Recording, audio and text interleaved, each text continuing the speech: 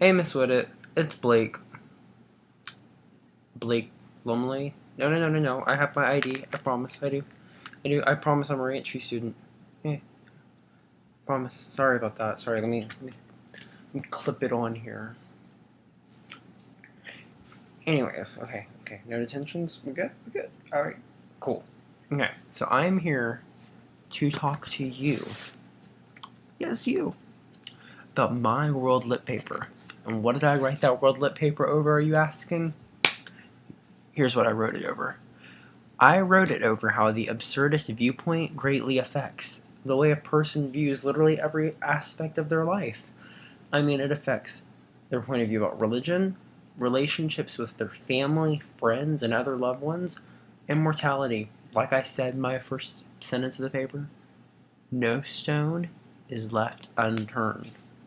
I compared The Metamorphosis by Franz Kafka and The Stranger by Albert Camus because they both show particularly strong absurdist reactions when faced with death and the resulting adversity. And these reactions are definitely quite the stark contrast as to how a normal person would react to death. Also, while I'm thinking about it, while I'm taking my IB English exam tomorrow, sign my yearbook. Don't let me forget, please. Anyways, I chose to write over how the absurdist viewpoint affects death because honestly, death is something that's always kind of perplexed me, interested me. It's I can't really grasp my mind around it, although I guess nobody really can. And so that's kind of why I chose to write about how the absurdist viewpoint affects death. And me feeling this way prior to reading the books, after reading the books and being, exposed to the absurdist viewpoint, it blew my mind. I was like, whoa, a whole new light went off for me. And I know you like that. And it was like there's this whole new perspective of life, of how to look at things, how to look at, really why do we live the way we live, or, it changed how I feel about a lot of things. Probably my favorite quote that I used in the paper was, well, let me find it here.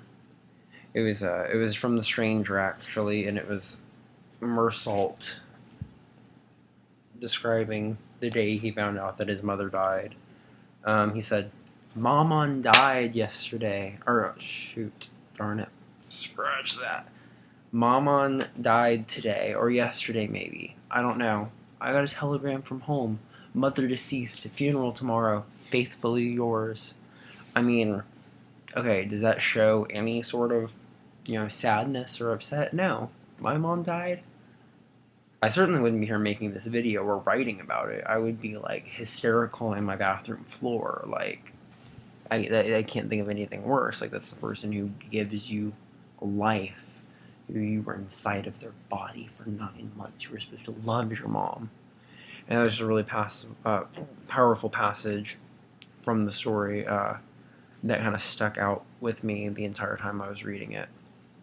I don't know. Just another kind of interesting thing from either one of the stories was, I found the way that in the Metamorphosis that, the family treated Gregor post-transformation. If I had a family member turn into a dung beetle,